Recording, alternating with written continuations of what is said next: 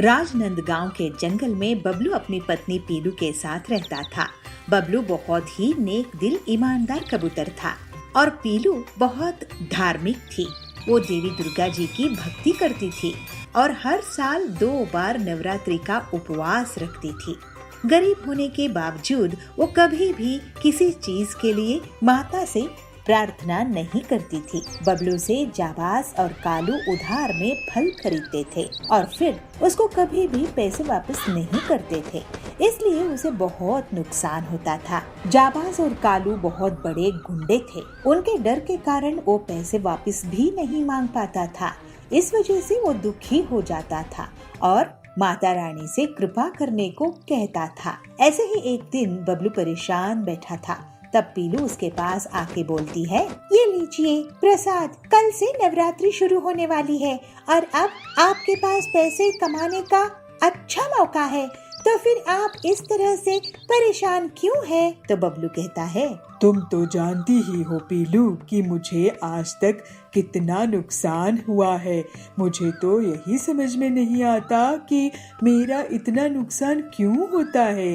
माताजी मुझसे इतनी नाराज क्यों है? माताजी आपसे नाराज नहीं है, आपके भोलेपन का फायदा उठाकर कालू और जाबाज गलत करते हैं। तुम सही कह रही हो पीलू, लेकिन अब जाबाज और कालू जैसे गुंडों से हम जैसे सीधे साधे लोग कैसे निपटे?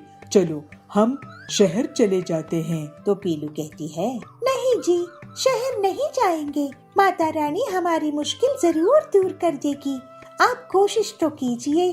ठीक है, लेकिन एक आखिरी बार मैं कोशिश करता हूँ। पीलू, अब नवरात्रि शुरू होने वाली है। मैं तो वैसे भी फलों की दुकान चलाता हूँ, लेकिन अगर इस त्योहार में मैं फलाहारी सलाद बेचने लगूँ तो अच्छा रहेगा।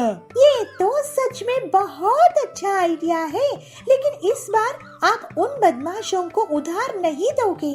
आप सब कुछ माँ दुर्गा पर छोड़ दो। ठीक है, अब मैं पूरी तरह से माता रानी पर निर्भर हो जाता हूँ। जो होगा देखा जाएगा। फिर अगले दिन बबलू अपनी फलों की दुकान को बदलकर फलाहार सलाद की दुकान खोल लेता है और फिर जाबाज और कालू आते हैं। चल फलाहार सलाद दे। तो कालू कहता है, अच्छा है, नया काम है, टेस्ट तो करा। मैं तुम लोगों को बिना पैसों के कुछ नहीं दूंगा। माता रानी के त्योहार में तुम जैसे शैतानों को मैं कुछ नहीं दूंगा। अब मैं माता रानी के चरणों में हूँ, मुझे डर नहीं है। इतनी हिम्मत तेरी, अभी तेरी दुकान तोड़ देंगे। तो कालू कहता है, हाँ तो इसी लायक है, हमसे पैसे मांग रहा है। और फिर बबलू की दुकान को वो तोड़ देते हैं और बबलू की पिटाई कर देते हैं। बबलू घर जाता है और पीलू को सब कुछ बताता है।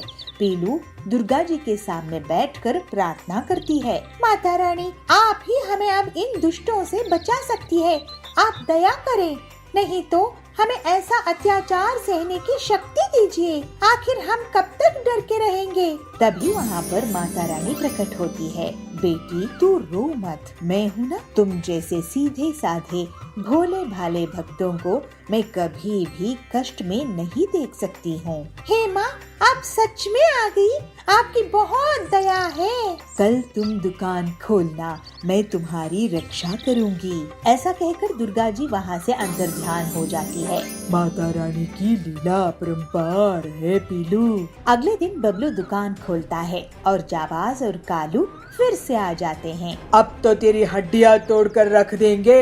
जाबाज की बात सुनकर बबलू डरता नहीं है, लेकिन जैसे ही दोनों मारने के लिए आगे बढ़ते हैं, वो लोग हवा में उड़ जाते हैं और गोल गोल घूमने लगते हैं और जमीन में पटकाने खाते हैं और अचानक से उनकी बबलू पिटाई कर देता है। सभी पक्षी ये देखकर हैरान हो जाते हैं। फिर जाबाज और कालू को पुलिस पकड़कर ले जाती है और जेल में डाल देती है। वाह बबलू जी, माता रानी की दया से आपने ही उन बदमाशों की पिटाई कर दिए। नहीं पीलू, मैंने कुछ नहीं किया, सब माता रानी ने ही करवाई। दुर्गा जी की जय हो। जय माता दी। इस तरह से बबलू पीलू की फलाहार की दुकान अच्छे से चलने लगती है और फिर कुछ ही दिनों में बबलू और पीलू बहुत अमीर हो जाते हैं। लेकिन वो लोग हमेशा गरीबों की मदद किया करते थे और पूरी नवरात्रि में गरीबों को खाना खिलाते थे। इस तरह दोनों देवी दुर्गा जी की भक्ति करते हुए खुशी खुशी रहने लगे। हीरापुर गांव के जंगल में कड़क सेठ बहुत ही अमीर, लालची और धोखेबाज सेठ था। उसके बेहिसाब संपत्ति थी। पेट्रोल पंप, फिल्म थिएटर, गाड़ियों का कारोबार, सोने हीरे की दुकानें वगैरह थी। कड़क जल्द ही एक मॉल भी शुरू कर देता है। पीलू उसी गांव में एक छोटी सी किराना दुकान चलाती थी, लेकिन आजकल उसकी दुकान में भीड़ नहीं रहती थी। वो काफी परेशान रहने लगी। उसी समय टिल्लू आता है। केला दे दे, एक कोल्ड ड्रिंक देना था। ये लो कोल्ड ड्रिंक। टिल्लू भैया, आजकल ज्यादा लोग मेरी दुकान में आते नहीं हैं। क्या तुम बता सकते हो ऐसा क्यों है? हाँ, आजकल क्या है ना, सभी चीज ऑनलाइन ही मिल जाती है। माचिस से लेकर कार तक सब कुछ ऑनलाइन इंटरनेट में मिल जाता है। और देखो, एक डिलीवरी बॉय जा रहा है। अच्छा, तो ये लोग हैं जो सामान डिलीवर करते हैं ऑनलाइन कंपनियों के लिए। लेकिन इसमें हम छोटे दुकानदारों का क्या फायदा है? तुम ऐसा करो कि किसी मेन मार्केट जगह में अपनी दुकान लगा लो। बड़ी दुकानों में भीड़ रहेगी, कुछ लोग तुम्हारे यहाँ भी आ जाएंगे। इसके बाद पीलू घर आके अपने पति बंटी को सब कुछ बताती है। तो बंटी कहता है, कड़क सेठ का मॉल इस जंगल में बहुत चलता है, क्यों ना तुम उसी के बगल में दुकान खोल लो, पैसों का इंतजाम मैं कर दूंगा। लेकिन कड़क सेठ बहुत चालाक था। जैसे ही उसे पता चला कि पीलू उसके मॉल के बगल में दुकान खोलना चाहती है, तो वो उसे एक सौदा कर लेता है। देखो बंटी, पीलू, मेरे मॉल के सामने तुम्हारी दुकान की कोई औकात नहीं रहेगी। तुम एक दुकान मुझसे खरीद लो, 5 लाख रुपए में, उसी में तुम्हारी भलाई है। अगर आप हमें 5 लाख में दुकान देंगे तो हम ले लेंगे कड़क सेठ। तो पीलू कहती है, ठीक है, हम ऐसा ही करते हैं। लेकिन बहुत दिन गुजर जाने के बाद भी उनकी दुकान उन्हें कड़क सेठ नहीं देता है। दोनों पति पत्नी उसके पास जाते हैं। कड़क सेठ, आप हमें हमारा पैसा वापस दे दीजिए, हमें आपसे दुकान नहीं खरीदनी है। ठीक है, ये लो 1 लाख रुपए। पीलू कहती है, लेकिन हमने आपको 5 लाख दिए थे ना। तो कड़क कहता है, तो मैंने कहा है क्या बुकिंग कैंसिल कराने के लिए? अब बुकिंग करोगे तो 10 लाख लूंगा। चलो भागो यहाँ से, नहीं तो ये भी नहीं दूंगा। दोनों पति पत्नी दुखी मन से घर आते हैं। तो पीलू कहती है, अब हम क्या करेंगे जी, हमारी पूरी संपत्ति खर्च हो गई है। मुझे सोचने दो, कोई न कोई रास्ता तो निकलना होगा। फिर बंटी अपने दोस्त हरिया के पास जाता है। वो एक ऑटो मैकेनिक था। उसके पास एक पुरानी गाड़ी थी। बंटी अपने दोस्त से पूरी बात कहता है और हरिया उसे उस गाड़ी का उपयोग बताकर एक आइडिया देता है। बंटी बहुत खुश हो जाता है। वो घर आकर पीलू को अपना प्लान बताता है। तो पीलू कहती है, ये तो वाकई बहुत अच्छा प्लान है। अगले दिन बंटी गाड़ी में पूरी किराना दुकान सजाकर निकलता है। लोग बड़ी हैरानी के साथ उसे देखते हैं। तभी जाबाज कहता है, अरे ऐसे सुपरमार्केट तो मैंने पहले कभी नहीं देखा। तो बबली कहता है, वाह वाह बंटी भैया, पीलू दीदी, आप लोगों ने तो कमाल ही कर दिया है। अब से मैं आपके इस गाड़ी सुपर बाजार से ही सामान खरीदूंगा। तो बंटी कहता है, ये गाड़ी सुपर बाजार पूरे जंगल वालों के लिए सबसे सस्ती दुकान है। मॉल भूल आओ, वहाँ का महंगा सामान भूल जाओ। यहाँ गाड़ी सुपर बाजार से किफायती कीमत में सामान खरीदो। हमारी गाड़ी बाजार आपके पास एक फोन कॉल में खुद ही चल कर आएगी, आपको ऑनलाइन ऑर्डर करने की परेशानी से बचाएगी और मॉल जाने की तकलीफ से भी आपको छुट्टी मिलेगी। इस तरह से बंटी और पीलू अपना गाड़ी सुपर बाजार चलाने लगते हैं और जंगल के पक्षी उनको बुला बुलाकर उन्हीं के यहाँ सामान खरीदने लगते हैं। जल्द ही कड़क का महंगा मॉल बुरी तरह से नुकसान में चला जाता है और जो उसने बैंक लोन लिया था वो नहीं चुका पाता है। इस वजह से उसे जेल हो जाती है। फिर पीलू और बबलू हंसी खुशी अपना जीवन बिताने लगते हैं। रामपुर के जंगल में सभी पक्षी खुशी खुशी रहा करते थे, लेकिन बबली चिड़िया हमेशा उदास रहती थी क्योंकि उसे कोई भी संतान नहीं थी। छोटे छोटे पक्षियों को देखकर उसके मन में आता था, इन छोटे छोटे बच्चों को देखकर कितना अच्छा लगता है, काश मेरे भी कोई संतान होती। पता नहीं देवी मुझसे क्यों रूठी हुई है। मैं उनसे आज प्रार्थना करूंगी कि मुझे भी वो संतान का सुख दें। जब तक वो मुझे वरदान नहीं देंगी तब तक मैं वहाँ से नहीं हटूंगी। ऐसा सोचकर बबली देवी माँ के पास जाती है। देवी माँ की मूर्ति के सामने बबली रोते हुए कहती है, हे देवी माँ, मुझे भी आशीर्वाद दो, मुझे भी कोई संतान हो। इतने साल हो गए मेरी शादी को, लेकिन मुझे अभी भी कोई अंडा नहीं हुआ है। मैं आपसे प्रार्थना करती हूँ। बहुत देर तक बबली देवी माँ के सामने प्रार्थना करती रहती है। थोड़ी देर बाद बबली वापस अपने घर आती है। कुछ दिनों बाद बबली को पता चलता है कि वो अंडे देने वाली है। बबली कहती है, हे देवी माँ, आपका बहुत बहुत धन्यवाद, आपने मेरी प्रार्थना स्वीकार कर ली। इसी तरह कुछ दिन बीत जाते हैं और बबली को इमली खाने की इच्छा होती है। फिर बबली इमली की तलाश में जंगल के अंदर चली जाती है और उसे एक इमली का पेड़ दिखाई देता है। उसे देखकर वो सोचती है, इसमें बहुत सी इमलियाँ लगी हुई है, मैं कुछ इमलियाँ तोड़ लेती हूँ। कुछ इमलियाँ मैं यहीं खा लूंगी और कुछ अपने साथ घर ले जाऊंगी। जैसे ही बबली इमलियाँ तोड़ने लगती है, वैसे ही इमली के पेड़ में रहने वाला बाज उस पर हमला कर देता है। बहुत दिनों बाद मुझे चिड़िया का मांस खाने को मिलेगा, बहुत मजा आएगा।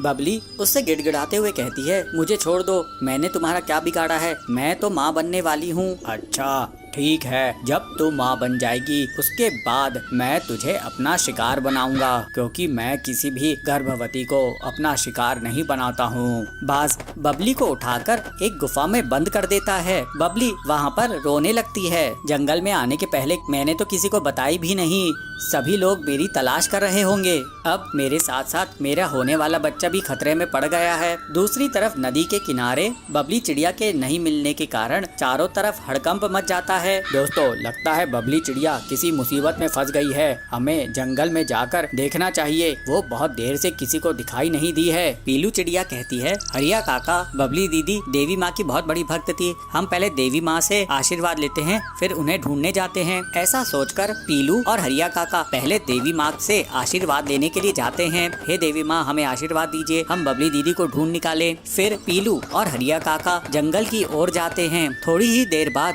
उन्हें बबली एक गुफा के अंदर मिल जाती है। हरिया काका, पीलू चिड़िया, मुझे बाज ने कैद कर दिया था, मुझे उससे बचाओ। अरे बबली बहन, तुम चिंता मत करो, हम उस बाज के हाथ पैर तोड़ देंगे, उसको ऐसा सबक सिखाएंगे कि किसी को वो छू नहीं पाएगा। उसी समय वहाँ पर बाज आ जाता है और हरिया काका और पीलू अपनी समझदारी से उस बाज का मुकाबला करते हैं और उसकी पिटाई कर देते हैं। इस तरह से वे लोग बबली को बाज की कैद से आजाद करा लेते हैं और उसे सुरक्षित घर ले आते हैं। फिर पीलू चिड़िया की देखरेख में बबली एक अंडा देती है और उस अंडे से एक छोटी सी नन्ही सी बच्ची जन्म लेती है। पीलू बबली से कहती है, बबली बहन, देवी माँ की तुम पर बहुत कृपा है, तुम्हारी जान भी बच गई और तुम्हें एक अच्छी सी बच्ची भी हो गई। इस तरह से बबली खुशी खुशी अपनी बच्ची के साथ रहने लगती है। चुलबुल नगर के गांव में सुंदरी चिड़िया बहुत घमंडी और अमीर जमींदारिन थी। वो गरीब लोगों को ब्याज पे पैसे उधार देती थी और जब गरीब उसे उधार के पैसे लौटा नहीं पाते थे तो वो उनकी जमीन को हड़प लेती थी। ऐसे ही एक दिन बबली उसके पास पैसे उधार लेने के लिए जाती है। सुंदरी सेठानी, आप मुझे 1 लाख उधार दोगी क्या? मैं आपको अगले साल वापस कर दूंगी। मुझे कैसे पता कि तुम मुझे पैसे वापस कर दोगी? तुम कौन हो? मैं तो तुम्हें नहीं जानती हूँ। मैं यही इसी जंगल में रहती हूँ। सेठानी जी, गरीब किसान हूँ, छोटी सी जमीन है मेरी। अच्छा, तो तुम मुझे अपनी जमीन गिरवी रख दो, मैं तुम्हें पैसे उधार दे दूंगी। वैसे कितनी बड़ी जमीन है तुम्हारी? मेरी 10 एकड़ की जमीन है, आप गिरवी रख लो। ठीक है, यहाँ अंगूठा लगाकर पैसे ले जाओ, लेकिन याद रखना, पैसे नहीं चुकाए तो जमीन मेरी। फिर बबली उन पैसों से खाद और दवाइयाँ लाती है और खेत में दिन रात बहुत मेहनत करके फसल उगाती है। इस बार उसकी अच्छी फसल हुई थी। ऐसे ही एक दिन सुंदरी उसके खेत के पास से निकल रही थी, तभी उसकी नजर बबली के खेत में जाती है। अरे वो टिल्लू, कहाँ घूम रहा है? ये बता कि ये खेत किसका है जिसमें इतनी बढ़िया फसल उगी है? शेठानी जी, ये खेत बबली का है। उसी बबली का जिसने मुझसे पैसे उधार लिए हैं? अरे वाह, इसका मतलब ये जमीन और ये फसल और इसका मुनाफा मेरा हुआ। फिर सुंदरी बबली से मिलती है। क्यों बबली, इस बार तो तुम्हारी फसल बहुत अच्छी हुई है, लगता है बहुत मेहनत करी हो। जी सुंदरी जी, मैं फसल बेचकर आपका उधार लौटा दूंगी। उसके बाद घर में बेटी भी है, उसकी शादी भी करनी है। ठीक है, ब्याज मिलाकर 3 लाख दे देना। क्या? लेकिन मैंने तो बस 1 लाख ही उधार लिए थे सेठानी जी। हाँ तो ब्याज चढ़ा के और 2 लाख हो गए हैं। तुम अनपढ़ गंवार लोग कुछ नहीं समझते। ये तो अन्याय है सुंदरी जी। फालतू की बात मत कर, नहीं तो मैं तुझे घर में भी नहीं रहने दूंगी। मैं आपके पैसे नहीं चुका पाऊंगी। नहीं, आप मेरी जमीन ही रख लो। शाम में बबली अपने घर आई और अपनी बेटी पीलू को रोते रोते सब कुछ बता दी। मैं उस लालची सेठानी को देखती हूँ, वो अपने आप को क्या समझती है। आप चिंता मत करो माँ, अब मैं उससे सभी चिड़ियों की हड़पी हुई जमीन वापस करवाऊंगी। पीलू अपनी सहेली हरी तोती के साथ एक प्लान बनाती है। दोनों सहेलियां एक छोटी सी खेत की जमीन में एक नकली पेड़ लगाती है और फिर उस पेड़ को लाल रंग से रंग देती है। फिर वो दोनों उसकी डालियों में सोने, चांदी, डायमंड्स के गहने चिपका देती है, जिससे ऐसा लगता है कि वो गहने उसी पेड़ के फल हो। अब आएगा मजा, लालची सुंदरी कैसे फंसेगी देखना। इसके बाद पीलू चिड़िया हरी तोती के साथ जानबूझकर सुंदरी के पीछे जोर जोर से बातें करती है। अरे तूने देखी क्या उस लाल पेड़ को जो उस खेत में उगा है? उसमें से फल की जगह गहने उग रहे हैं। नहीं तो चल दिखा मुझे। ये सुनकर सुंदरी पीलू और हरी के पीछा करने लगती है। जब वो दोनों खेत पहुंचते हैं तो अरे क्या ये असली सोने जवाहरात है? सेठानी जी आप कब आ गई यहाँ? खैर हमने तो हीरे जवाहरात कभी नहीं देखे हैं, आप खुद ही देख लो कि सोना चांदी हीरा असली है कि नहीं। वैसे सेठानी जी आपको बता दूं कि कल बहुत बड़े जमींदार आ रहे हैं जो इस जमीन को खरीद लेंगे, इसके साथ ये पेड़ भी। ऐसा क्या? तो एक बार मुझे इसके गहने दिखाओ। फिर पीलू और हरी तोती गहने दिखाते हैं। अरे ये तो सही में हीरे हैं, हीरे। चलो अच्छी बात है, अब हम ये जमीन उस शहर वाले सेठ को बेच देंगे। नहीं, ये जमीन तो मुझे चाहिए। लेकिन आपके पास इतने पैसे हैं क्या सेठानी जी? अरे पीलू तुम गरीब लोग गरीब ही सोचोगे, इसके लिए तो मैं अपनी पूरी जमीन जायदाद बेच दूंगी, लेकिन मैं इस पेड़ की जमीन को खरीद के ही रहूंगी। ठीक है तो फिर सौदा पक्का, आपकी पूरी संपत्ति के बदले में ये जमीन। ये लीजिए इस जमीन के कागजात, लेकिन पहले आप अपनी संपत्ति के कागज मेरे नाम कर दीजिए। फिर सुंदरी अपनी पूरी संपत्ति, जमीन, जायदाद, गाड़ियाँ, हवेली पीलू के नाम कर देती है और उस छोटी सी पेड़ वाली जमीन को बदले में ले लेती है। अगले दिन कुछ लोग उस पेड़ के पास इकट्ठा होते हैं। क्यों गरीब लोग, कैसा लगा मेरा ये गहनों का पेड़? जरा हमें भी दिखाना गहने सेठानी जी। ये देखो। फिर सुंदरी उन्हें गहने दिखाती है।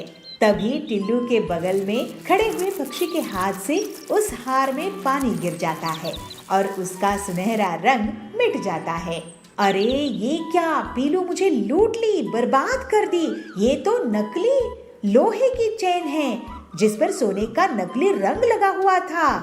इस तरह से सुंदरी को उसकी धोखाधड़ी की सजा मिल जाती है और पीलू की मदद से बबली और बाकी जंगल के पक्षियों को उनकी लूटी हुई जमीन वापस मिल जाती है।